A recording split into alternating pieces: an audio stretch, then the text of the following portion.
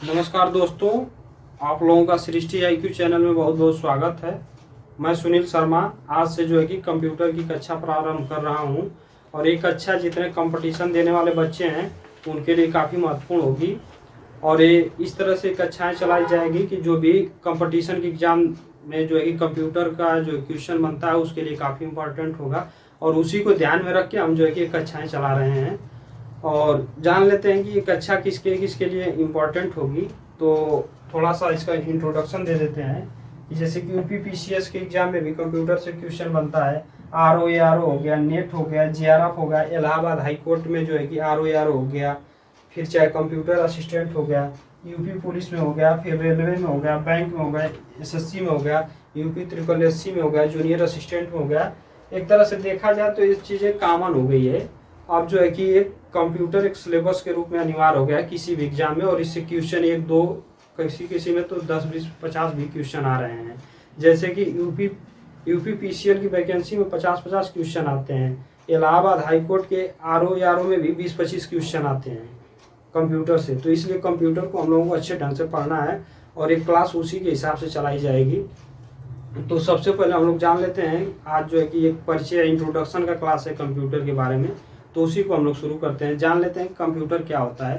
Computer एक स्वचालित electronic machine है जो डाटा तथा निर्देशों का इनपुट के रूप में ग्रहण करता है, निर्देशों के अनुरूप उनका विश्लेषण करता है तथा आवश्यक परिणाम को निश्चित प्रारूप में आउटपुट के रूप में हमें प्रदान करता है। और जो है कि इसको इस डाटा को स्टोर भी करता है और तीव्र गति से जो है कि उस पर ऑपरेशन करके हमें आउटपुट भी प्रदान करता है। तो इस तरह से कंप्यूटर का जो है कि सिस्टम है, कार्य है। और फिर दूसरा हम लोग जान लेते हैं इसकी परिभाषा क्या है। जैसे कि एक शार्ट में इसकी परिभाषा कही जाए तो आप ये भी बोल सकते हैं कि कंप्यूटर एक इलेक्ट्रॉनिक डिवाइस है जो डाटा को इनपुट के रूप में लेता है और उस पर एक जरूरी ऑपरेशन करके हमें आउटपुट प्रदान करता है। फिर इसके बाद परिभाषा हम लोग देख लेते हैं कंप्यूटर की, कि कंप्यूटर एक इलेक्ट्रॉनिक मशीन है जो इनपुट के रूप में डाटा स्वीकार करता है, दिए गए निर्देशों के अनुरूप डाटा को प्रोसेस कर उसे सूचना में बदलता है। यानी कि जो हम लोग आउटपुट देते हैं उसमें इनपुट देते हैं तो उस पर वो ऑपरेशन करके और उसको सूचना यानी इंफॉर्मेशन के रूप में बदलता है। फिर इसके बाद डाटा तथा सूचना को भविष्य में प्रयोग के लिए स्टोर करता है, और जो हम लोग जो सूचना हो जाती है जैसे सेव करके रख देते हैं सिस्टम में ताकि हम लोग जो कि भविष्य में यूज कर लें।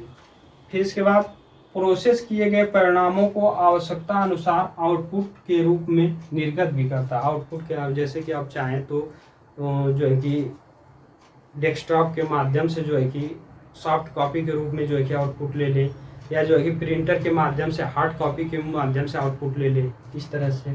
फिर आता है कि कंप्यूटर के बुनियादी कार्य।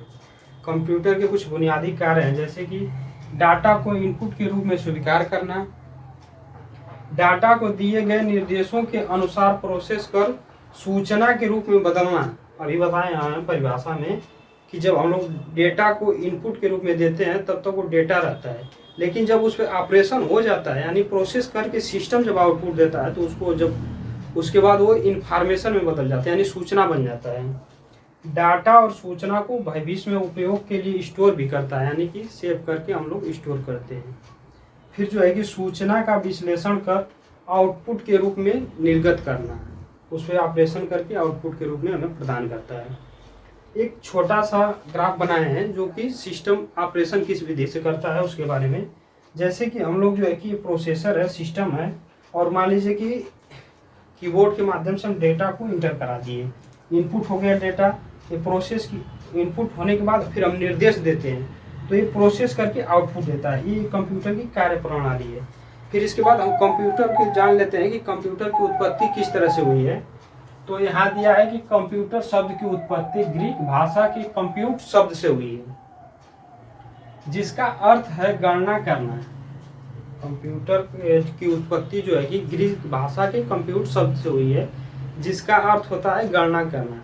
और कभी कभी क्वेश्चन ये भी बन जाता है कि कंप्यूटर को हिंदी में क्या कहते हैं, तो ये भी जानना जरूरी है। यहाँ हम लिखे हैं कि इसे हिंदी में संगणक कहा जाता है। कंप्यूटर को हिंदी में संगणक कहते हैं और जो है कि इससे क्वेश्चन बनता भी है, कभी कभी डायरेक्ट क्वेश्चन बन जाता है कि कंप्यूटर किसे कहते हैं, तो उसमें कंप्यूटर को हिंदी में कंप्यूटर को क्या कहते हैं, या जो है कि पूछ देगा आपसे कि कुछ नहीं देगा तो पूछ देगा कि संगणक के कार्य बताइए।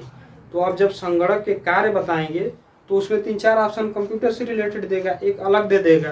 जैसे कि आप पूछ देगा संगणक क्या है, तो उसमें 4 ऑप्शन में दे दिया कि जो है कि इनपुट ग्रहण करना, फिर डाटा को प्रोसेस करना, फिर आउटपुट प्रदान करना और साथ साथ चलने वाला। अब जो बच्चे कंप्यूटर नहीं पढ़े होते, उनको नहीं पता है कि संगणक कंप्यूटर को ही कहते हैं, तो वो जो है कि ऑप्शन एक अलग मार देते हैं कि साथ साथ चलने वाला संगणक। लेकिन ऐसा नहीं होता है, जो है कि हिंदी में ही कंप्यूटर को ही हिंदी में संगणक कहते हैं। दोस्तों अब हम लोग कंप्यूटर के प्रकार के बारे में जानते हैं। तो कंप्यूटर के प्रकार, कंप्यूटर 3 प्रकार के होते हैं। पहला होता है एनालॉग कंप्यूटर, दूसरा होता है डिजिटल कंप्यूटर और तीसरा होता है हाइब्रिड कंप्यूटर। इसमें सबसे पहले हम लोग जो है कि एनालॉग कंप्यूटर के बारे में जानेंगे।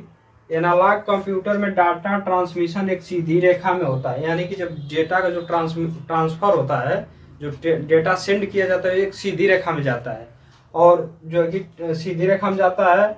और इसमें जो है कि इसका प्रयोग जो है हम लोग तापमान को मापने के लिए, पारे का दाब मापने के लिए, दाब को के लिए एवं अन्य भौतिक प्रकृति की सूचनाएं ज्ञात करने के लिए, जैसे कि कभी कभी जो है कि बारिश आ गई, फिर जो है कि भूकंप आ गया, तापमान, इस तरह से जो है कि इसके सिग्नल्स होते हैं। जैसे भूकंप को मापने के लिए एक मशीन होती है सिस्मोग्राफ, उससे मापा जाता है। तो ये उसमें जो है कि यही एनालॉग सिग्नल का प्रयोग किया जाता है।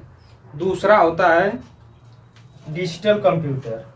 डिजिटल कंप्यूटर में कंप्यूटर होते हैं जो डिजिटल तकनीकी का अनुसरण करते हैं। इनमें माइक्रो प्रोसेसर का प्रयोग किया जाता है जो 1 सेकेंड में करोड़ों निर्देशों को क्रियान्वित कर सकते हैं। डिजिटल कंप्यूटर में जैसे कि हम लोग डिजिटल तकनीकी का प्रयोग करते हैं और जो है कि 1 सेकेंड में, जैसे इसमें माइक्रो प्रोसेसर का जब उपयोग होता है तो 1 सेकेंड में करोड़ों निर्देशों को जो है कि प्रोसेस कर सकता है। दोस्तों अब हम लोग जो है कि कंप्यूटर के दूसरे भाग जो है कि डिजिटल कंप्यूटर के बारे में देखते हैं। ये 4 प्रकार के होते हैं। इसमें पहला होता है माइक्रो कंप्यूटर, दूसरा होता है मिनी कंप्यूटर, तीसरा होता है मेन फ्रेम कंप्यूटर और चौथा होता है सुपर कंप्यूटर। इसमें जो है कि माइक्रो कंप्यूटर के बारे में हम लोग पढ़ते हैं।